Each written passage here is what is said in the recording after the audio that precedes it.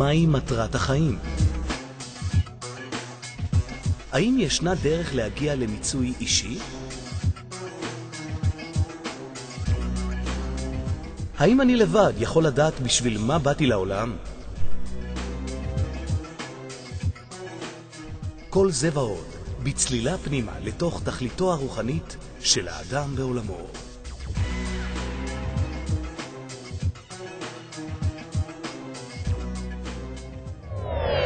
טוב, ערב טוב. הנושא שאנחנו נדבר עליו היום, לפי התוכנית לפחות, זה תכלית האדם, אבל ברובד הנסתר שבו. כאשר אני אומר תכלית האדם, אז למעשה המילה תכלית מתחילה באות תף, עוברת דרך האותיות כלי, ומסתיימת גם כן באות תף. תף תחיה, תף תמות, כך אומרת הגמרא, ובאמצע הכלי. קיבלת כלים שאיתם אתה אמור להתחיל, ואיתם אתה בעצם מסיים.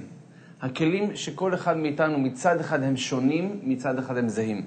בפורמט הכללי כולנו קיבלנו אותם כלים. הכמויות, התוכן, היצוק בתוך הכלים הוא שונה מאדם לאדם. אנחנו נגדיר ונסביר לפני כן שאנחנו נדבר פה על הפן הרוחני שבאדם. מכיוון שאנחנו נסתכל בעיניים, נקרא לזה יהודיות, על פי מסורת ישראל האדם מורכב משני חלקים, דברים ששוחחנו לא פעם ולא פעמיים, ומכיוון שהגוף עבור היהדות הוא סך הכל מעטה חיצוני, הגוף לא כרגע מעניין אותי. מעניין אותי הפן הפנימי של האדם, הכוחות הרוחניים של האדם, הצד הנסתר שבתוכנו. כי הרמח"ל ממשיך בספרו וכותב, שאדם צריך לשים את מבטו ומגמתו בכל אשר הוא עמל כל ימי חייו. כל פעולה שאתה עושה אמורה להוביל אותך למטרה. מכיוון שאם אני מגדיר לעצמי מטרה מסוימת, אני רוצה להגיע לבית החולים כי אשתי צריכה ללדת. אז כל סטייה בדרך יכולה להוות בעיה, יכולה להוות איזשהו מטרד מסוים שלא יקרב אותי למטרה, אלא רק ירחיק אותו. אני לא יכול לבחור מה שאני רוצה, יש לי מטרה מוגדרת, אני אמור לשאוף למטרה הזאת. אולי יש מספר דרכים להגיע למטרה, אבל אם אני אקח כיוון אחר לגמרי, אני אגיע למקום אחר לגמרי. אנחנו נראה שהיחיד שיכול לומר לי את תכליתו של האדם, ככה על פי המסורת היהודית, זה נושא מאוד בעייתי, מאוד רגיש. אבל היהדות טוענת שבעצם אך ורק היצרן הוא זה שיכול לתת לי את ההורות יצרן למוצר שהוא יצר אותו.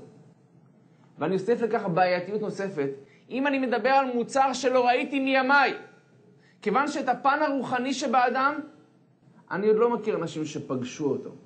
האם מישהו מאיתנו פגש את הנפש שלו, את הרוח שלו, את הנשמה, את החיה, את היחידה? מה זה המושגים המופשטים הללו? אני מעולם לא פגשתי. אני גם לא חושב ששום פסיכיאטר כזה לא פגש. אז כיצד אתה מתיימר לדעת מה טוב לנשמה שלי? כיצד אתה מתיימר לחשוב שאתה יכול לטפל בנשמה שלי? אולי כן, אבל אולי גדול לא.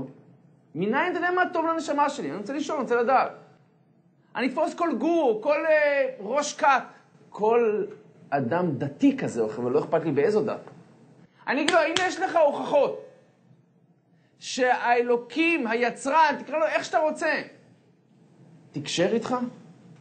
האם יש לך הוכחות לקשר היציב שלך עם האלוקים? ממילא רק בתנאי הזה אני אהיה מוכן להקשיב אליך. כי אם אין לך את הקשר הזה, אם אין לך הוכחות לקשר כזה, מניין אתה יודע מה הנשמה שלי צריכה? במקרה הטוב ביותר, ונגיד ואתה אדם רוחני, בסדר גודל שאני לא מכיר, אולי אתה מכיר את הנשמה שלך, אולי. מי אמר שמה שטוב לנשמה שלך, טוב גם לנשמה שלי? מניין לך? בוא ננסה. מי אמר שהחוויה שלי היא עומדן לאמת כזו או אחרת? אם אדם ינסה ויחווה פעם סמים ויגיד לי, תשמע, זה נראה לי שזה, מה זה טוב? זה מרומם אותי, זה נותן לי אפילו חוויות רוחניות. זה עושה לי טוב. האם חוויה סובייקטיבית כזו או אחרת תהווה עבורי עומדן של אמת? ודאי שלא. אז לא, זה עושה טוב, אולי זה בטווח הרחוק יהרוס את חייו. הוא מסתכל בטווח הקצר, עכשיו עושה לי כיף. אבל מי יודע איזה שורשים הרסניים הוא עכשיו זורע בתוכו. ולכן היהדות טוענת שהיחיד שיכול לתת לי את ההוראות יצרן זה היצרן בעצמו. לכן אני אפנה לכל ראש דת, לכל ראש כת, ואני אגיד להם, רבותיי, לפני שאני בכלל מוכן להקשיב לכם, לפני שאני בא לקבל נקרא לזה את התרשים זרימה שלכם להגיע לעלייה רוחנית, קודם כל תראו לי עובדות שאכן יש בידכם את ההוראות יצרן המתאימות. כי אני אגיד לכם עוד דבר, קשה לי להאמין שיש שתי הורות יצרן. בטח ובטח אם הן מנוגדות אחת לשנייה, זה יעלה לי את הספק ברמה יותר גבוהה. ופשוט אני אבדוק בהיסטוריה. האם אותו יצרן גילה את רצונו פעם או לא גילה את רצונו? אז יהדות, הנצרות והאסלאם מדברות על מעמד אחד שנקרא מעמד הר סיני, בו אלוקים נותן הוראות יצרן. ומשם מתחילים להתגלגל. היהדות דבקה בכך, באותם הוראות יצרן שניתנו במעמד הר סיני.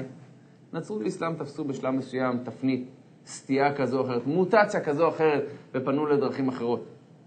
אנחנו לא נעסוק פה בפן ההוכחתי, שננסה עכשיו להוכיח, האם באמת ההוראות יצרן שיש בידינו, הם האלוקיות או לא? זה נושא להרצאות אחרות. אנחנו נדבר על הפן היותר מיסטי של הדברים, היותר פנימי של הדברים.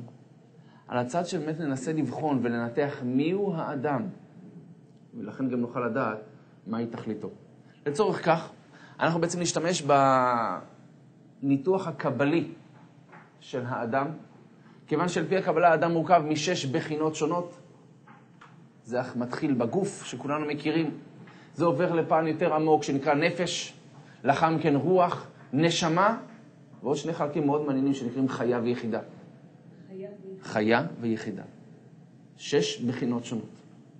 כיוון שאנחנו אמרנו שהגוף לצורך השיחה שלנו לא כרגע מעסיק אותנו, כי את זה אני משאיר לאנשי מדע שיעשו את עבודתם נאמנה, לחקור, לנתח, לבדוק באמת מיהו האדם מבחינה גשמית.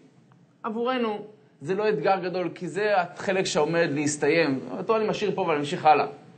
אני רוצה לדעת עם מי אני ממשיך הלאה. מי זה אני? מה אני? זה חלק מאוד מעניין, רבותיי. זה חלק, אני חושב זה עולם מולו, שהיינו צריכים לבלות יחד מספר שבועות לפחות, בשיעורים מתמידים יומיומיים, כדי רק לטעום את העומק האדיר הזה, של נושא של נפש האדם, רוח האדם. הפן המיסטי שבתוך האדם, שזה בעצם מה שתורת הקבלה מלמדת אותנו. את הרובד הסודי יותר. תורת הסוד זה נקרא. האלוקים חושף בפני עם ישראל את הרובד הנסתר, את הרובד שהעין איננה יכולה לראות, אבל הנשמה אולי טיפה יכולה להרגיש לפעמים. ולכן, אנחנו ננתח את האדם, אבל מכיוון שעומדת לפנינו בעיה מאוד קשה, ואני אגדיר אותה כהבעיה מבחינת העולם המטריאליסטי, כיוון שאנחנו לא יודעים ולא יודעים איך היא נראית או מה היא מרגישה, הנשמה, הרוח, הנפש, אני גם לא אוכל להסביר לעצמי, כי אני כבול בעולם של חומר, עולם של מושגים של חומר. אז מושגים מופשטים לא ידברו אליי הרבה. אם אני אגיד לכם, תשמעו, יש 10 ספירות, יש נפש, רוח, מה זה? אני לא יכול להסביר לעצמי דברים רוחניים מופשטים, כיוון שאני כבול לעולם של חומר, למושגים של חומר. אז אנחנו נעשה משל ונמשל. אנחנו ניקח את המושגים הרוחניים המופשטים, ואנחנו נקביל אותם למושגים גשמיים שאנחנו כן מכירים. ומתוך הגשם נוכל להבין על החומר, על הרוח. לצורך העניין אנחנו נעשה משל שנקרא משל המרכבה. המשל הזה הוא רק בגדר משל, ואני אומר שלא נתאפס למשל ונתחיל להתעכב על האנקדוטות הקטנות. רגע, אבל במשל זה ככה. נכון, אתה לא מעניין הנמשל, אבל המשל יעזור לנו להבין. לצורך העניין אנחנו נעשה משל של מרכבה, כמו שהייתה פעם, אין קרקרה, עם סוסים, עם כל מה שכרוך בדבר. ניקח את המרכבה הזאת, ננתח ל6 חלקים שונים. המרכבה הזאת בנויה כמו האדם, לכן יש מושג כזה של מרכבת יחזקאל, זה נקרא. מראות נבואים שתורגמו לנו כמרכבה. אנחנו ניקח את המרכבה, ננתח אותה לחלקים השונים, ואז נבין בעצם מי זה האדם. כי חז"ל מגדירים לנו, שאם אנחנו לא נדע לאן אנחנו צריכים לשאוף, לאן אנחנו צריכים לרוץ, יקרי, אולי אתה הולך בכלל לכיוון ההפוך לגמרי. תחשוב, אם אני צריך להגיע לבית חולים מסוים, אשתי צריכה ללדת.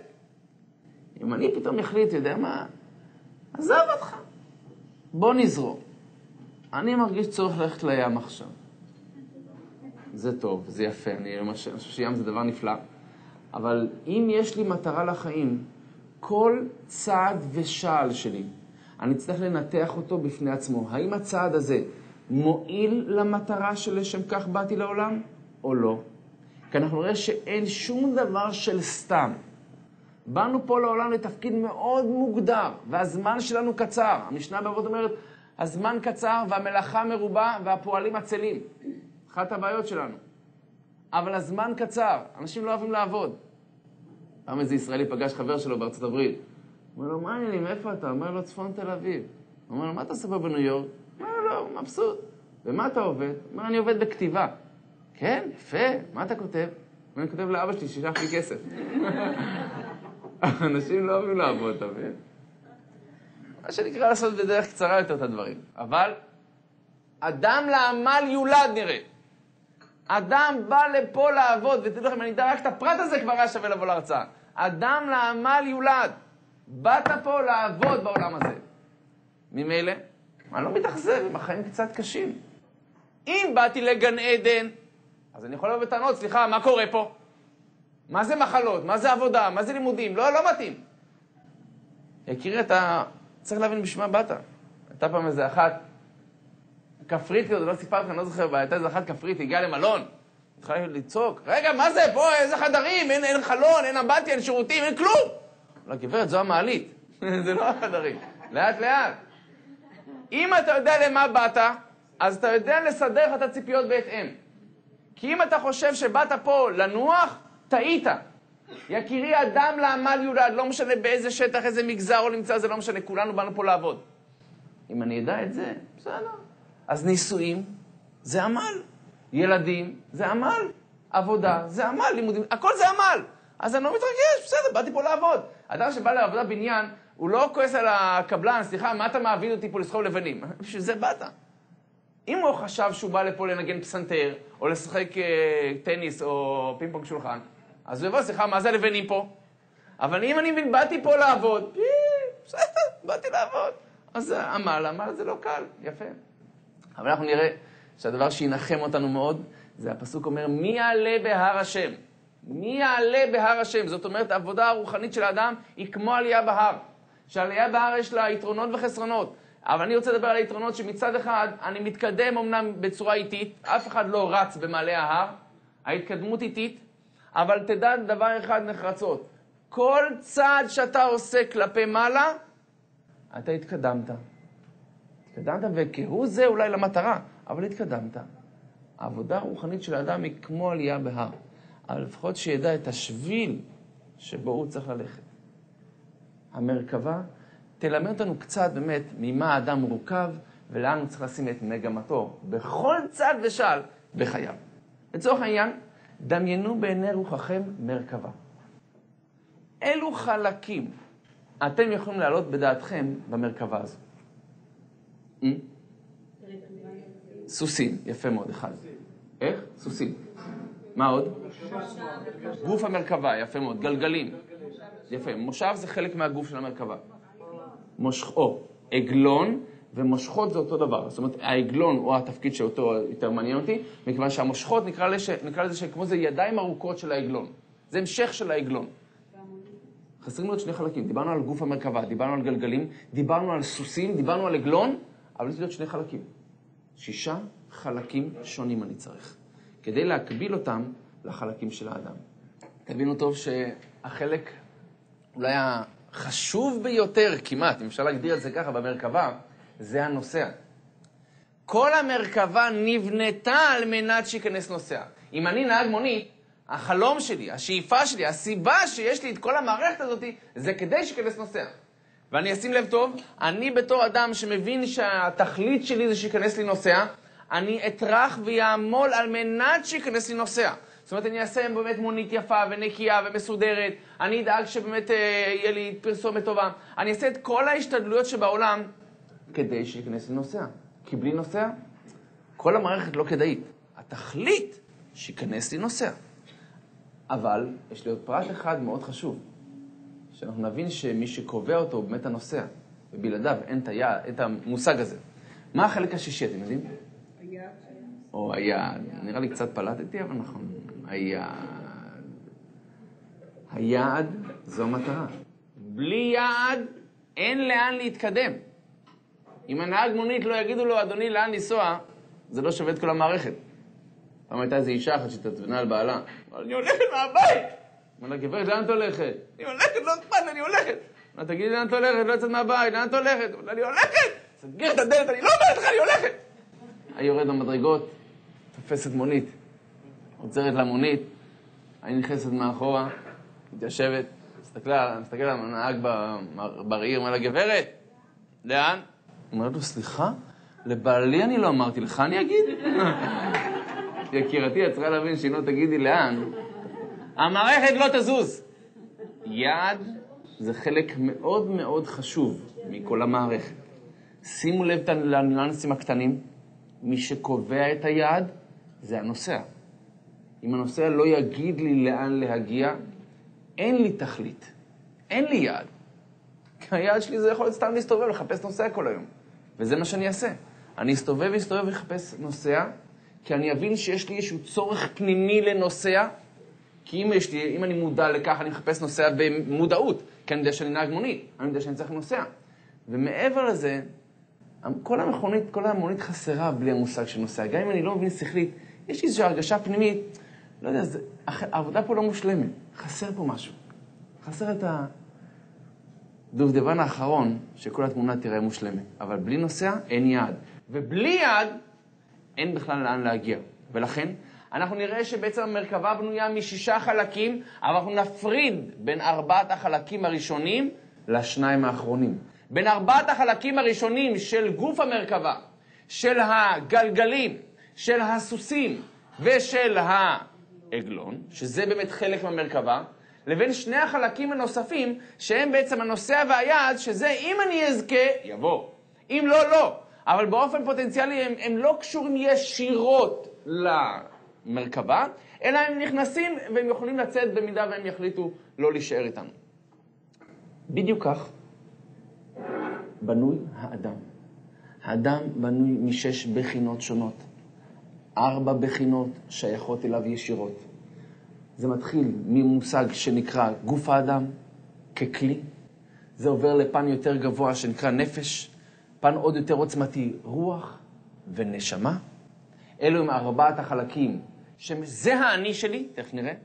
מצד שני, 2 חלקים נוספים שנקראים בקבלה אורות מקיפים, חיה ויחידה. האורות המקיפים ייכנסו או לא ייכנסו בהתאם למצב של 4 החלקים הראשונים. הבנו? עכשיו יוצאים לדרך בעצם לעיקר ההרצאה. אנחנו ננסה לנתח את הדברים, להקביל אותם, ונראה שאולי אם וקצת נתחיל להכיר עצמנו יותר, זה כבר היה שווה. אדם צריך לדעת את החולשות שלו מצד אחד, את היתרונות שלו מצד שני, אבל זה בעצם המהות של האדם, לדעת את המצב ולהתקדם קדימה. מה מקביל לגוף האדם? במרכבה. אני אגלה לכם, תכף להעתיק, זה קהל, זה גוף המרכבה. גוף המרכבה מקבילה לגוף האדם. גוף המרכבה לא מעניין אותי, כי גם גוף האדם כרגע זה לא הנושא שלנו ולא מעניין אותנו. אז את גוף המרכבה אני שם בצד. אני רוצה להתעסק בפן הרוחני. שמענו הוא הפן המיסטי יותר, הפנימי יותר, האמיתי יותר. ורק מי שמכיר את הפן הרוחני שבו, יודע איך להתייחס אליו. ולכן, הפן הרוחני הראשון זה הנפש. זה הקומה הראשונה. הקומה הראשונה בכל המבנה של האדם, ואני אנסה לראות מה מקביל לנפש האדם במרכבה. יש למישהו רעיון? מה מקביל לנפש האדם במרכבה? זה החלק הראשון. סוסים זה דבר טוב, אבל לא. היעד זה גם יפה, אבל גם לא. יש לנו עוד 3 אפשרויות. עגלון זה טוב, אבל לא. רוכב זה מדהים, אבל כמעט. אחרון חביב? גלגלים. יפה מאוד. מי ידע את זה? כל הכבוד. הגלגלים, תכף נראה. הגלגלים הם בדיוק הנפש. הנפש, כמו הגלגל, שהגלגל מצד אחד יש לו צד גשמי, זאת אומרת, כאשר המרכבה איננה זזה, אז הגלגל הוא נראה כחלק בלתי נפרד מגוף המרכבה. מצד שני, כאשר הכרכרה, המרכבה, מתחילה לנוע, הגלגל הופך להיות חלק נפרד כבר. זאת אומרת, יש לו תנועתיות, יש לו... אם אני רוצה לצייר כביכול את הגלגל, יהיה לי קשה מאוד לתמצת את זה למשהו גשמי. כי התנועה זה כבר איזשהו אנרגיה, זה כוח. נקרא לזה אפילו כוח רוחני. אנרגיה זה כוח רוחני. תנועה זה כוח רוחני. חומר, עצם, לא יכול לזוז לעולם. אלא אם כן, נפעיל איזשהו כוח חיצוני שיניע אותו. אחרת החפץ לא לזוז לעולם. חייבת להיות איזושהי אנרגיה מחוץ למערכת של החומר שלנו, שתגרום למערכת לנוע. לכן אני חושב שהשאלה הראשונה שכל מדען, שזה מה ששואלים גם, איך כל המושג של תנועה הגיע לעולם? איך אנחנו עכשיו טסים במהירות של 1670 קילומטר לשעה? מי מניע את המערכת? איך מערכת יכולה לנוע כל כך הרבה זמן, בלי שיהיה איזשהו כוח שייתן לה אפילו את הבעיטה הראשונית, כל כך בעוצמה, שתוכל לנוע אפילו לשיטת, נקרא לזה תיארוכים כאלה ואחרים, מיליוני שנה. נו, אז המערכת צריכה להיות עוצמתית מאוד כדי להניע אותה. מאיפה הגיעה אותה אנרגיה ראשונית? תנועה לא יכולה להיגרם מ-nowhere, מה שנקרא, משום מקום. שאלה מעניינת, שבפילוסופיית המדע בעצם זה נקרא 3 הדקות הראשונות של יצירת או בריאת העולם, שאין לנו תשובה על זה. אבל המושכל הראשון הוא שהיה חייב להיות מישהו שיגרום להניע את המערכת. כי מערכת גשמית לא יכולה לנוע בלי מניע. אבל הגלגלים עובדים באותה צורה. מצד אחד יש להם צד גשמי, חלק מהמרכבה. צד שני, חלק רוחני. הנפש היא בעצם המקשרת בין עולם החומר לעולם היותר גבוה של הקומה הרוחנית של האדם. לכן הנפש בנויה כמו גלגלים. מה זאת אומרת? ההרגלים של האדם זה בדיוק הנפש. זאת אומרת, הנפש בנויה בגלגלים. הרגלים. אז בצד הגשמי שלה, קחו למשל דוגמה, מחזור אדם. האדם בעצם בנוי רובו במעגלים. מחזור אדם כדוגמה, לכן הפסוק אומר, כי האדם הוא הנפש. האדם הוא הנפש, והאדם הוא איזשהו סגנון מאוד מאוד מצויר של הנפש. לכן הנפש על פי הקבלה משכנה בכבד. האדם נקרא מלך, זה אמור להתחיל מהמוח לב כבד, כי אחרת ההפך, זה מה שבלעם ניסה לעשות, קלם. אם זה מתחיל מכבד לב מוח, אז זה נקרא קלם. זה חס ושלום הסוף של המושג שנקרא אדם. כי מה שמבדיל את האדם מבעלי החיים זה המושג שהוא אמור להיות מלך, שולט, לא נשלט. בעל חיים הוא שבוי באינסטינקטים שלו, נקרא לזה בהרגלים שלו. אתה לא יכול לאלף בעל חיים לצאת לגמרי מאותו קונסטולציה שהאלוקים שם אותו. אתה לא יכול לאלף נמלה, גם אם מאוד תרצה. תנסה לשבור את ההרגלים של נמלה. תנסה לקחת סוכריה, תגיד לה, כאילו, שתעמוד על 2 רגליים. ייתכן? לא. זבוב, תנסה לדבר איתו, לשכנע אותו, תשמע, לך תחפש מישהו אחר, למה דווקא אני? עזוב אותי, מה אתה מסתובב פה בכל הבית? יש בקומה למעלה, חבל לך זמן, זה אנשים נהדרים. לך, תבקר אותם, למה דווקא אצלנו? לא רק שאי אפשר לתקשר איתו. גם אם כך זבוב, אני גדל אותו מאז שהוא רימה קטנה. אני אנסה לאלף אותו. לא שייך, כי הנפש לא סגורה לגמרי. הרגלים, אינסטינקטים, טבעים תקרא לזה כך. טבע, מלשון דבר שמוטבע. יש מטבע. אני הטבעתי אותו ואי אפשר לשנות אותו. זה הטבע. הטבע עובד על חוקיות. עובד על סיבה ומסובב, אי אפשר לשבור אותו.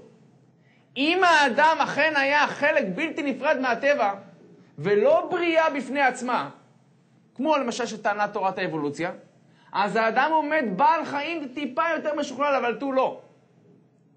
ואז ממילא, מה אתה רוצה ממני? אני מתנהג כמו בהמה. תגיד לי, לא. אני סך הכל קוף יותר חכם, אבל לא יותר מזה. כמו שקוף, זכותו לעשות משהו בא לו. ואתה לא יכול לבוא לקוף, להגיד לו, תשמע, למה אתה פוגע בחבר שלך? העלמת אותו עכשיו. זה לא יפה. אתה רואה שם הולך לפינה ובוכה. לקוף לא שייך להגיד את זה, כי הוא קוף. לי כן מותר להגיד את זה, כי בניגוד לקוף אתה בן אדם. ומה שמבדיל אותי מהקוף, זה תכף נראה שאני לא משועבד לנפש שלי. אני לא כבול להרגלים שלי. אני יכול לשנות את ההרגלים. אולי לא מן הקצה לקצה, כי כל אחד הוא הוטבע בצורה מסוימת, רצויה. אבל אנחנו נראה שאני אוכל לשנות אותם, ואין דבר כזה שאני חייב להיות איך שאני, אלא אני יכול להשתנות.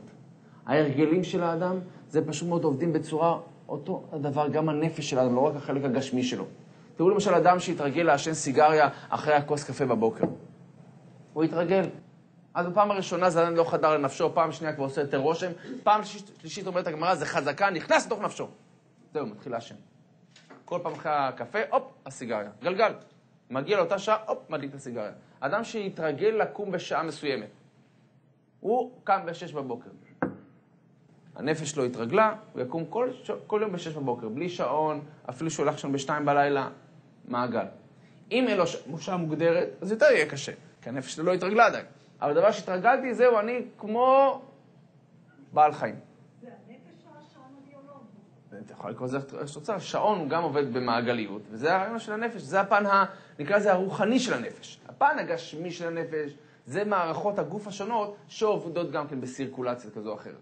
הפן הרוחני שבנפש זה הפן שבעצם, נקרא לזה ההרגלים שלי, הטבעים שלי במידה מסוימת. ככה נולדתי, ככה התרגלתי. אנחנו נראה שהאדם הוא גם יש לו טבעים שהוא נולד איתם, וגם טבעים שהוא נרכש אותם, כמו שדיברנו בשיעור הקודם, לגבי נטיות כאלה ואחרות. אבל אני לא בהמה.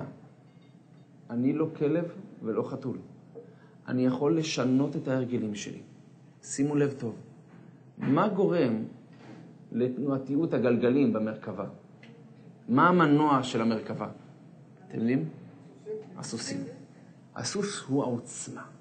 נכנס סוס במערכת, בום! כל הגלגלים מתחילים להסתובב עכשיו בהתאם לסוס החדש. נפלא. הסוס באדם זו הרוח. זה פן עוצמתי ביותר ואולי החזק ביותר, לפחות בעולם שלנו, עולם המערבי. הרוח משכנה בלב. כל התאוות, כל החשקים, נקרא לזה, מה שגורם לעולם להגיע למה שהוא נראה היום. גם בצד החיובי. כל הטכנולוגיה, כל הבידור השונה, כל הספורט, זה מנוע אחד עיקרי. תאוות של כסף, של קנאה, של נשים, של לא יודע מה שלא פדימה. עמדה כזו או אחרת בחברה. תמיד המנוע הוא הלב.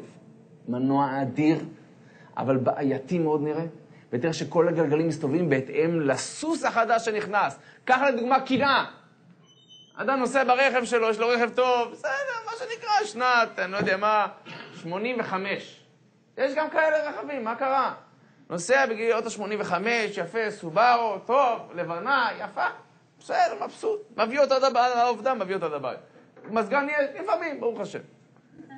אבל הוא עוצר ברמזור, פתאום מגיע החבר שלו, שלמד איתו בתיכון.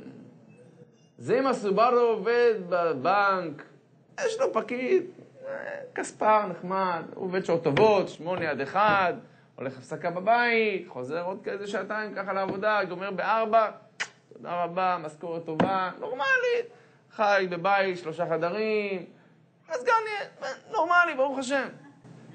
ואז הוא עוצר ברמזור, פתאום מגיע עם חריקת בלמים, המכונית של חבר שלו. הוא מסתכל ימינה, רואה את המרצדס הפתוחה של החבר שלו מהתיכון. המוזיקה, כל השכונה שומעת. יש בלונדינית יושבת שם על ידו, זה בדרך כלל בא עם הרכב. אתה קונה את הרכב הזה, שם זה מצרפים לך את זה. אבל רואה כזה רכב חדש, עדיין הניילונים לא נקראו. החבר שלנו זה עם הסובארו מתחבא. לא נעים, ישבנו אחד ליד השני בתיכון. איך זה יכול להיות? אני אפילו הייתי מגמת חברתית כלכלית קוראים לזה. למדנו כלכלה, ותראה אותו. הוא בקושי גמר את התיכון כיתה ט'. איך הוא הביא את הרכב הזה? מה זה?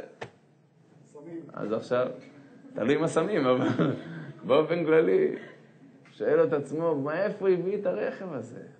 ואז נכנסת בו רוח קנאה. וום! פתאום הוא חוזר הביתה, אומר לי, אשתו, זהו, אני לא חוזר ב4. את לא רואה אותי לפני 9 בערב בבית. מהיום חוסכים. מהיום את לא שותה קילי קולה, מהיום רק מים. מה קרה? מה רע במים הברז? הכל טוב. אין בגדים, אין הוצאות. עכשיו אנחנו חוסכים לרכב חדש. שימו לב טוב, עד היום הגלגלים שלהם מסודרים. 8 בבוקר, 1 בצהריים, מסודר. פתאום נכנס בו סוס. וום! כל המערכת משתנית. פתאום כל החיים שלו התהפכו, כל הגלגלים שלו כבר השתנו. הוא לא אותו אחד. אשתו מדי לא מכירה אותו. לא רואה אותו כבר בבית. היה כזה בן אדם נחמד, כזה בעל טוב, עם הילדים, היה לו זמן. לא רואה את הילדים, לא רואה את האישה, יש לו מטרה. טח! רכב חדש. בינינו, אם הוא היה מבסוט אחרי שקונה את הרכב, תראה, זה כבר מותרות. אבל באופן כללי, אני אומר לכם, אני אומר את זה בכאב לב כזה. אני בטוח אחרי שהוא יעבוד כל כך קשה בשביל הרכב הזה, הוא יקנה את הרכב. בשבועיים הראשונים, בואו ניתן לו קרדיט שהוא ממש ייהנה. כי בדרך כלל מה, זה לא הצבע שביקשתי. זה, עמדו עליי עם הצבע. עם הביטוח סידרו אותו פה, ופה איזו סרטה קטנה. אני אומר לכם את זה כי אני פשוט, לפני שבאתי לכאן, אני נדהמתי. פשוט הייתי באיזשהו מקום אחר, בהרצאה אחרת. אני התחלתי לשמוע צעקות מזעזעות. מה זה מזעזעות? הייתי בטוח, מישהו רצח מישהו אחר, אז פשוט מחריד. יצאתי לראות, מטבע בני אדם, כן, לראות מה קורה. אז כולם יצאו, ואני ראיתי, פשוט מאוד. עמדתי שזה בחור שם צעיר, בין 25, נראה לי 6. הוא צעק כאילו אני לא יודע מה עשו לו. מה קרה? הוא ישב ברכב, במקרה, אתה מבין, מישהו שישב מאחוריו, מישהו בא לחנות מאחוריו, כנראה לא שם לב, נכנס לו מאחורה, אז הוא נכנס מאחורה והוא נכנס כאילו מקדימה. ועשה לו כזה, התקמת לו קצת, היה לו ככה מזדה יפה כזאת. קצת כימות. אתם יודעים על מה קרה שם? אני לראות אנשים מבוגרים הולכים מכות, זה מזעזע. כאילו אתה, זה מחריד אותך, אתה לא יודע איפה לשים את עצמך. אתה יודע איזה מכות היה שם? כאילו, מה קרה? מה קרה? בינינו, זה הרכב, נו. נו, מה קרה? תחשוב בהיגיון. מה, אתה נהיה חיית אדם? הוא נהיה לא יודע מה, אריה הוא 0 לעומתו, 0. איזה בהמה. לא רוצה להסתכל עליו, זה משהו מחריד. והוא נראה לך בחור נחמד, עדין, לא תחשוב, אני לא יודע מאיפה הוא הגיע. מה קרה ברכב? אני אומר לעצמי, תראה מה זה רוח שיכולה לטמטם את האדם מכל הכיוונים. נכנסה ברוח, זהו. רוח יכולה להיכנס בבן אדם, היא יכולה להיכנס בקבוצה, היא יכולה להיכנס בעם שלם. קחו לדוגמה, גרמניה נאצית. עד לפני מלחמת העולם השנייה, המדינה אולי המתורבתת ביותר בעולם. העדינה ביותר באדמה, האקסקלוסיבית ביותר באדמה, כל כך צער בעלי חיים עצם המפותח ביותר. מכל מדינות אירופה. מה קרה? פתאום להפך להיות לחיית המין האנושי, שפשוט מאוד לא היו כאלה מעשים נתעבים מאז שחר ההיסטוריה. מה זה? רוח שנכנסת בעם, נכנסת בבן אדם, נכנסת בכל אחד כזה או אחר. זה הכוח של הסוס. בהמה. תן לו רק סוסות, שדות, פרא אדם. כל אחד מאיתנו יש לו את זה. הדבר הזה איננו שלילי. סוס הוא לא דבר שלילי. רק צריך לדעת שפה מגיע החלק החשוב אולי ביותר מבחינתי. האדם שבך. האדם מובדל מהבהמה בחלק השלישי, מהפן הרוחני שבו. יש סוסים, נכון. אבל צריך שיהיה מישהו שירתום אותם. מישהו שינווט אותם. מישהו יגיד להם עכשיו כן, עכשיו לא. זה מותר, זה אסור. עכשיו תסתכל, עכשיו תוכל, עכשיו אז לא תוכל. יש חייב להיות מישהו שירסן את המערכת. אחרת, אתה בהמה המסוכנת ביותר בעולם. כי כל בהמה היא מוגבלת. תבין, אריה מסוגל לפגוע בקבוצת בן אדם אחד, שניים. גם שאחרי שהוא טרף, הוא כבר שבע, הוא לא טורף אנשים אחרים. הבן אדם, הוא יכול להחריב עולם. שאתה רואה לפעמים, אתה יודע, כל מיני מטיפים, לא משנה באיזה דת, שמדברים על הרס, על הרג, על השמדה. אתה אומר, תראה מה בן אדם אחד מסוגל לעשות. תראה מה זה האדם שיכול להיות נזר הבריאה, יותר גדול מן המלאכים ומן חז"ל. מצד שני, יותר נמוך מכל הבהמות שבעולם. ביהדות, דיברנו על 6 בחינות שונות של המרכבה. תכלית האדם. גוף המרכבה כנגד גוף האדם. גלגלים כנגד נפש האדם. סוסים כנגד רוח שבאדם. העגלון כנגד הנשמה שבאדם. אמרנו שאלו 4 חלקים. לפני כן הפרדנו בין החיה והיחידה לשאר הקומה הרוחנית. יש לנו עוד 2 שלבים, שהם בעצם, על פי המשל, זה הנוסע והיעד, שאמרנו שהנוסע ייכנס אך ורק אם יהיה עגלון רציני. ממילא, העגלון על פי התורה, זו הנשמה האלוקית, זו בעצם התורה, שבאה התורה לעזור לאדם להחליט החלטות אמת. כי ברגע שאני מקבל איזשהו תרשים מסוים, קל לי יותר ללכת לפיו. ולכן אתה רואה שהתורה כמעט לא השאירה שום פתח, כמעט, להתבטאות אישית. מה הכוונה? שלא נטעה ונחשוב שהאדם צריך להיות רובוט. אבל התורה כמעט על כל תחומי החיים לימדה את האדם כיצד לנהוג. עם עצמו, עם ילדיו, עם אשתו, עם מקום עבודתו, עם אלוקיו, הכל כולל הכל. אין לך שום שטח בחיים שהוא כביכול ריק. ששם האלוקים לא גילה לי איך להתנהג. מדוע? למה אתה לא סומך עליי, ריבונו של עולם? תן לי קצת אינטואיציה. תן לי ללכת לפי ההרגשות שלי. אני אתן לך לתוך המסגרת. אני אתחום אותך למסגרת נכונה. בתוך המסגרת תעשה מה שאתה רואה לנכון. מי שאתה תבטא את עצמך בתוך המסגרת. אבל אל תנסה ליצור מסגרת מעצמך. כי סופך יהיה ליפול באיזשהו בור כזה או אחר של רוח, של סוסים, של הרגלים, של לתת למוח את הנתונים האמיתיים יהיה לנו קשה מאוד. כי זה יצרוך ממני השתנות. זה יצרוך ממני לבטל את העצמי שלי. לכן אומר הפסוק, אנוכי עומד ביניכם ובין השם. מה זה אנוכי עומד ביניכם ובין השם? כך אומר משה רבנו כלפי העם. אנוכי עומד ביניכם ובין השם. אומרים הספרים הקדושים שהאנוכיות, האנוכי, האני שלי, מפריד ביני לבין האלוקים. הרבה פעמים האני שלי הוא עצלן. אין לו כוח להשתנות, לא בא לו. קשה לו. האנוכי מפריד ביני לבין השם. אנוכי עומד ביניכם ובין השם. לכן אם אני רוצה שהנושא ייכנס אליי לכרכרה. ורבותיי, פה אנחנו ממש עוברים לנמשל, אבל שעצם הנמשל הוא גם משל. כי זה נושאים מאוד אבסטרקטיים שקשה לנו להסביר אותם, כי זה מאוד עמוקים, מאוד רגישים. אבל באה היהדות ומאתגרת את האדם. יקרי, תבנה כרכרה, תבנה מרכבה. שאם אתה תבנה מרכבה אמיתית, ייכנס אליך נוסע. והנושא המיוחל, שהיהדות בעצם בנויה למערכת הזאת, היא שהנושא שייכנס בהתאם לעגלון הרציני ששולט, יהיה ריבונו של עולם בכבודו ובעצמו. בא הפסוק ואומר בפרשת תרומה, ועשו לי משכן ושכנתי בתוכם. נדייק ונאמר שהמשכן זה לשון יחיד. היה צריך הפסוק לומר, ועשו לי משכן ושכנתי בתוכו. מה זה ועשו לי משכן ושכנתי בתוכם? בא אלוקים ואומר, רבותיי, מסיבות שאני החלטתי, אני רוצה להוריד אתכם פה לעולם, כדי שאתם תעמלו על בניית האישיות שלכם, נקרא לזה ככה, בניית המרכבה שלכם, על ידי כל הכלים שאני נותן לכם, גלגלים, רוחות, סוסים, עגלונים, הכל אני אתן לך. אבל תבנה את זה בצורה כזאת, שאם אתה תלך לפי ההוראות שלי, הנושא שיכנס אליך, זה בורא עולם בכבודו ובעצמו. לכן הוא נותן לך מושג שנקראים מצוות. המצוות מלשון צוותא, חיבור. ולכן המצווה אולי העיקרית בתורה זה להידבק בקדוש ברוך הוא. להתענג על זיו השכינה, זה העונג הגדול ביותר שיכול להימצא מכל העידונים. ככה זה לשון הרמח"ל. זאת אומרת, ככל שאני יותר מחובר לאלוקים, אני יותר מחובר לטוב, לשפע, להנאה, להכל כולל הכל. ותבינו טוב, שאלוקים ברא את האדם כדי שהאדם יהנה, כדי שהאדם יתענג. לצורך זה הוא ברא עולם מיוחד, רק כדי שתוכל להתענג בו. אבל כדי להיכנס לאותו עולם רוחני נצחי של שמחה, של עונג, של מה שאתה תרצה, אתה צריך לעבור דרך העולם הזה. כי האלוקים גזר שההנאה המושלמת תתקבל אך ורק על ידי עמל.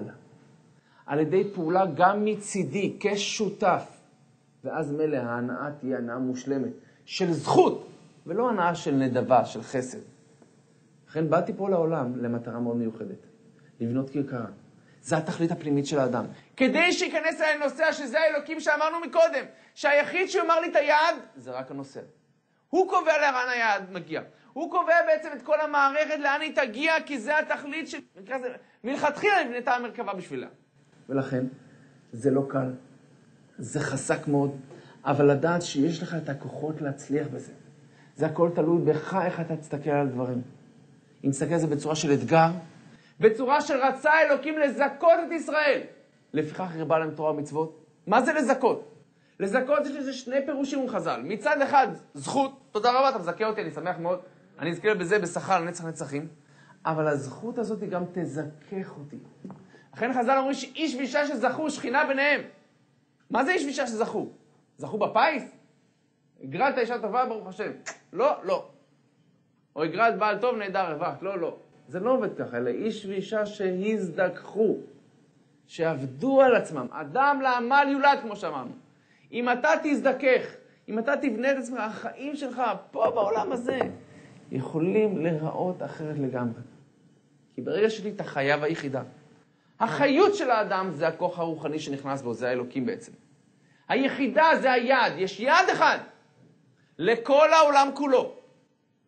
היד הוא וידע כל יצור כי אתה יצרתו. וידע כל פעול כי אתה פעלתו. וידע כל אשר נשמה באפו. שהשם אלוקים הוא מלך ומלכותו בכל משל. לדעת שיש בורא לעולם, לדבק בו, לשאוף לדעת מה רצונו של האלוקים. זה התכלית של האדם בעולם. ככל שידבק יותר באלוקים, יותר מגשים את המטרה שלו. לכן על כל מעשה ומעשה שאני עושה במשך היום שלי, אני צריך לבחון. האם המעשה הזה מקרב אותי למטרה או מרחיק אותי? מקרב אותי זה דבר שנקרא מצווה. הוא מצוות אותי עם האלוקים, מחבר אותי. דבר אחר זה נקרא עבירה. למה? כי הוא מעביר אותי בעצם מהקרבה שלי לאלוקים. אין מעשה בעולם שהוא לא מוגדר או כמצווה או כעבירה. אין באמצע. יש או טוב או רע. כל מעשה שאתה רק תרצה. שינה בלילה, אכילה, שתייה, מה שתרצה. אם אני עושה את זה במטרה להתקרב למטרה שבשם כך באתי לעולם, זה מצווה. אם אני עושה את זה על מנת צרכים אחרים או דברים אחרים, או לא משנה איך נגדיר את זה, זה מוגדר כעבירה. לא עבירה בפועל, טוב, עכשיו יעניש אותי, לא יעניש אותי, זה לא קשור בכלל. יש לי מטרה להתחבר לאלוקים. כל מעשה שיחבר אותי לאלוקים, זה נקרא מצווה. האלוקים מקל עליי. במקום שאני אתחיל לחלום עכשיו ולחשוב מה מקרב אותי לאלוקים, וכל יום להחליף משהו אחר. פעם זה ציור, ופעם זה ריקודי עם, ופעם אחת זה מוזיקה קלאסית, ואינני יודע מה. אז אלוקים מקל עליי ונתן לי בעצם תורות יצרן שזה נקרא תורה. אם יש דרך מסוימת שאלוקים כבר הכתיב אותה, כל סטייה מן הדרך ייתכן שהיא נחשבת טעות. אבל בתוך הדרך, כל דבר שמשמש כאמצעי למטרה, אם האמצעי הזה לא סותר את אחת מחוקי התורה, אז האמצעי הזה יכול להיות מצווה. אכילה יכול להיות מצווה. שתייה, כל דבר שציור יכול להיות מצווה. אם אני עושה את זה במטרה להגיע ליעד הסופי. אבל אני אגיד לכם למה אני אומר את זה ולמה בחרתי דווקא לדבר על זה היום. אני נפגשתי במכתב של ילד בן 17, שרצה להעביר בעצם את כל ההרצאה שלנו במכתב אחד שהוא כותב לחבר שלו. את הערך של החיים, את התכלית של החיים, וכמה היינו שמחים אם היינו יכולים לעשות את החיים שלנו אחרת. רק הבחור הזה, במצב שלו כבר לא יכל לשנות. אבל כל המטרה שהוא כתב את המכתב זה על מנת שאולי מישהו ישמע את המכתב וכן יצליח לשנות. ברשותכם אני רוצה לסיים במכתב הזה, כדי שיהיה לנו קצת חומר מחשבה לשבת הביתה. שלום ערן, כשתקרא את השורות האלו, אני כבר לא אהיה איתכם.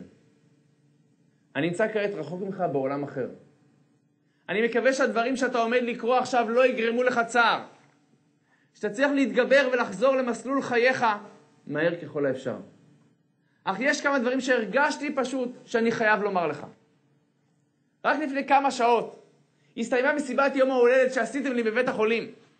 היה כל כך כיף לראות את כל החבר'ה שבאו לבקר אותי. והשמחה הייתה גדולה. כשנפרדנו שאלת, אוקיי אודי, אז מתי אנחנו נפגשים? מתי אנחנו מתראים שוב? השבתי לך בחיוך רפה שהסתיר בקושי את השערה שהתחוללה בתוכי.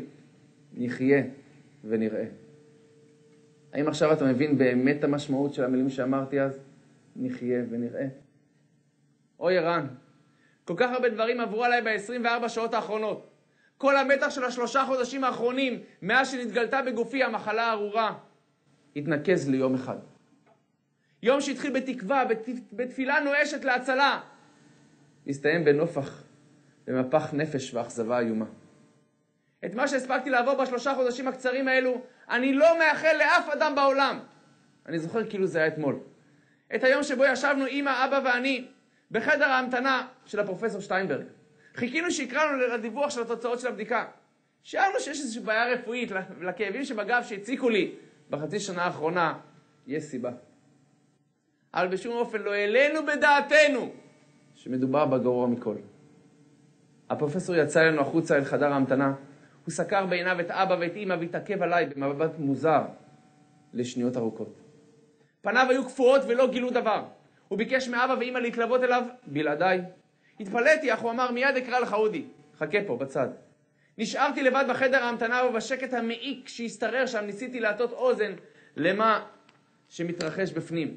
לא חלפה דקה והזעקה של אמא פילחה את האוויר. זה לא יכול להיות דוקטור! יש כאן טעות, זה לא ייתכן!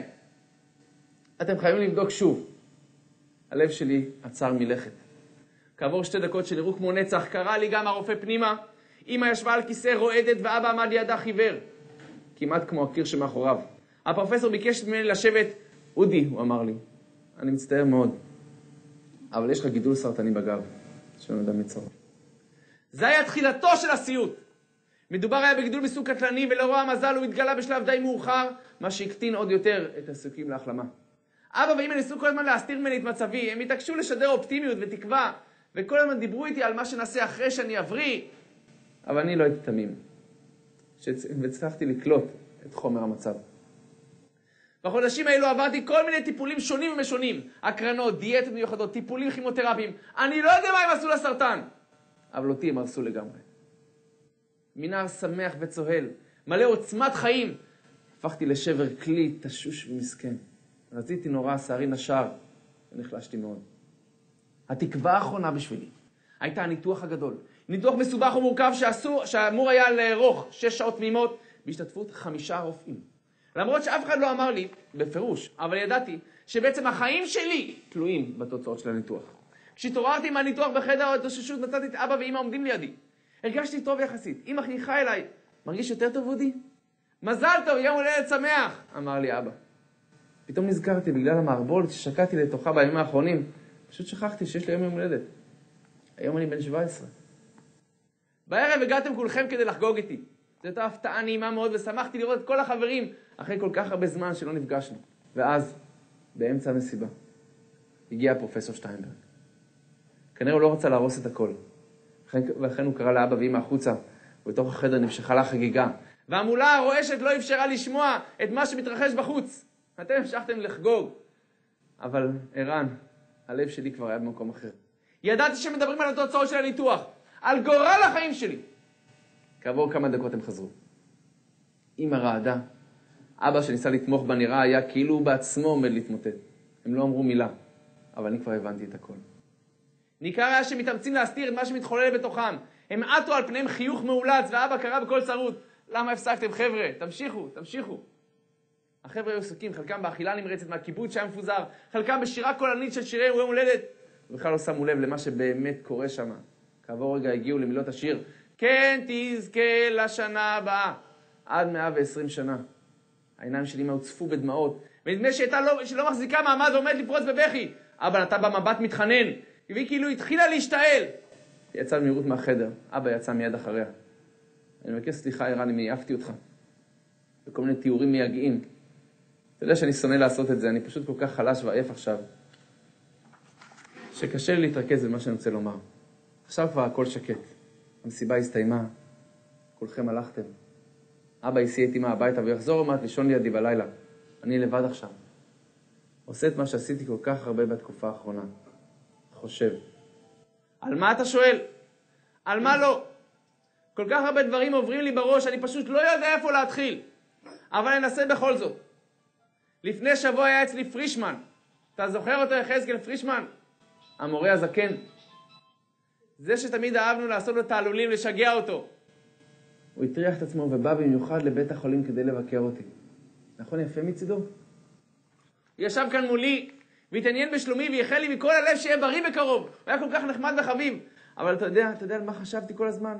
כל הזמן שהוא היה פה? אני חשבתי למה שאנחנו עשינו לו כל השנים. על המתיחות, על ההלצות, על ההפרעות. איך חיכינו אותו מאחורי הגב.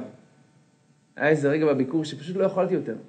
רציתי לעצור לבקש ממנו סליחה על הכל. אבל לא עשיתי את זה. התביישתי. כשנפרדנו נתן לי מתנה חביבה של שוקולדים מתוקים. כן, אני אכלתי אותם. איך היה, אתה שואל? בכלל לא היה לי מתוק. היה לי מר מאוד. חשבתי לעצמי שאני צריך ללכת לפחות לפני ראש השנה לבקש ממנו סליחה על הכל. אבל אז חשבתי שוב. אני לא יודע אם בכלל אני אגיע לראש השנה. אחד הדברים שהפריע לי ביותר, זו הייתה אחותי הקטנה. האמת שאף פעם לא הייתי אח טוב אליה. הרבה פעמים כשהגעתי הביתה היא ביקשה ממני שישחק איתה, שאני אקריא לה סיפור. אבל אף פעם לא היה לי זמן בשבילה, תמיד הייתי עסוק מאוד. אף פעם לא התעניינתי איך היה לה בלימודים, מה עובר עליה.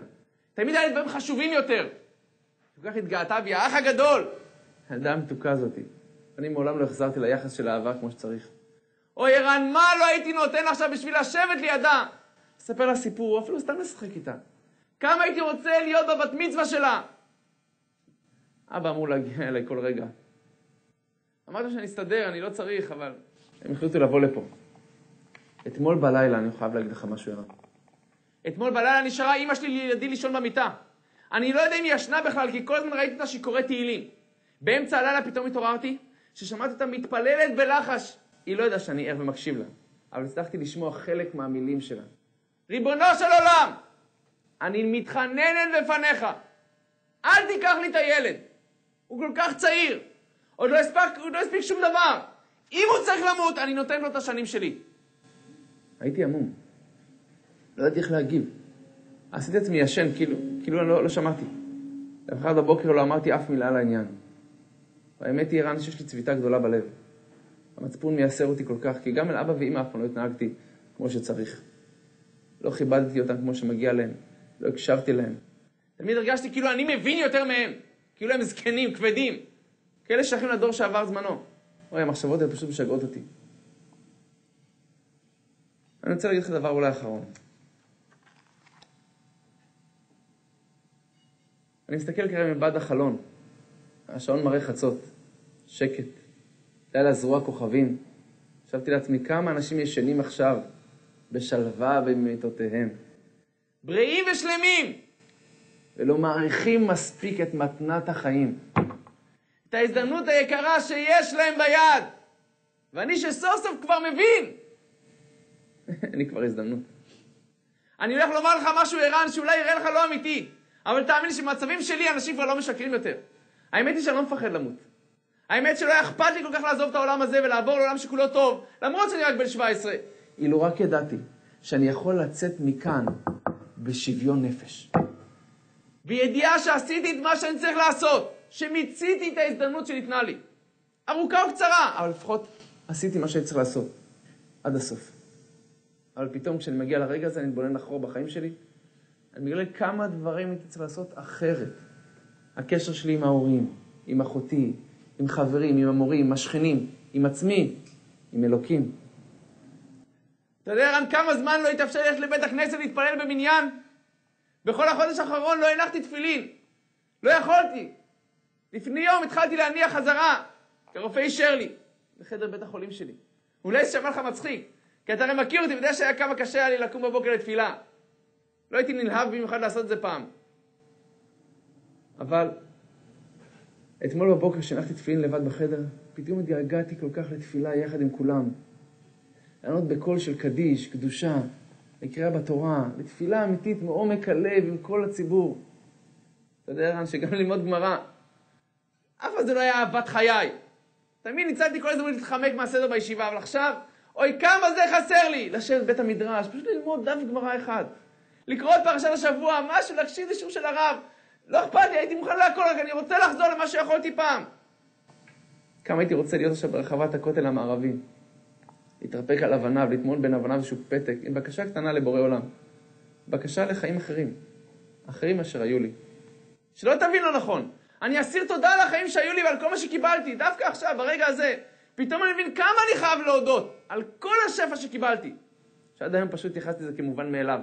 המשפחה הנהדרת שהייתה לי, החברים, המורים, כל הכוחות, הכישרונות שקיבלתי. השכל, הבריאות, הכל. אפילו הדברים יומיומיים. אנשים לא מעריכים אותם מספיק. ציוט הציפורים, להתפעל, להרגיש, לאהוב, פשוט לחיות. אני שואל לעצמי שרק אם היה לי עוד קצת זמן, עוד שנה, עוד חודש, אפילו עוד שבוע, כל כך הרבה דברים הייתי עושה אחרת. אבל אני פשוט הייתי טיפש. אחרי הוא צעיר, שחצן, שכל העולם בידיים שלו בטוח, שיש לו עוד עשרות שנים לבלות פה. ושום דבר לא בוער. עכשיו אני יודע. אני יודע, ערן, שבעולם הזה אין לאף אחד תעודת ביטוח. החיים הם מתנה יקרה כל כך. חייבים לנצל כל טיפה מהם. כל רגע, כל מעשה שלך משפיע. אני משוכנע שאם היה לי את כל החיים, את המבט שיש לי עכשיו, המון דברים הייתי עושה אחרת. אין לי כוח לכתוב יותר. אני גם לא רוצה להעייף אותך בדברים ארוכים. דבר אחד אני רוצה לומר לך. תבטיח לי שהדברים שכתבתי לך ייכנסו עמוק עמוק לתוך הלב. לי כבר לא תהיה הזדמנות נוספת לחיים אחרים, אבל אתה עדיין יכול. אני מרשה לך, וערן, אני בעצם מבקש ממך, שתראה את המכתב הזה לכמה שיותר אנשים. שיבינו מה שיש להם בידיים, שיעריכו את מה שהם קיבלו, שלא יקבלו כל כך הרבה דברים כמובנים אליהם, שיחיו באמת החיים, שיבקשו את האמת, שיפשפשו במעשיהם ולא יתביישו להודות ולומר, טעינו בדרך. אנחנו משנים כיוון. כשיגיע הרגע שבו הם יצטרכו לעזוב את העולם הזה, לא תלווה אותם אותה תחושת של החמצה נוראית על כל מה שפספסו, על כל מה יכלו לעשות אחרת. אני מצטער, אני מהמילים האחרונות, קצת מחוקות, אלו הדמעות שלי, שזולגות מעצמן. כן, אני בוכה. ואני לא מתבייש בזה. אני שמח ומודה על כל מה שהיה, אך הלוואי שיכולתי לעשות את הדברים טוב יותר. ינחם אותי לדעת שהדברים שלי ייכנסו ללבך, בזכותם אתה תחיה את חייך קצת אחרת, שלך תמיד באהבת עולם, חברך אודי. כשאני קראתי את המכתב הזה הפך לי את החיים. באמת מלחשוב שכל החיים בידיים שלך, לדעת נכון שזה בידיים שלך, אז תנצל את זה, תבנה את עצמך, אל תפחד להשתנות, אל תפחד להגיד, אני מבקש סליחה, טעיתי. אני מוכן לקבל ביקורת, ואני אתן לשכל, לנשמה שלי, את כל הנתונים שצריך לתת, כדי שההחלטות שלי החלטות אמת, שאני לא אפספס את החיים שלי בגדול. זה התכלית של אדם על פי הקבלה, ברובד הנסתר. רק טענו קצת מעולם מדהים ונפלא, של גוף, נפש, רוח, נשמה, חיה ויחידה, שזה בעצם האדם בתכליתו בחיים.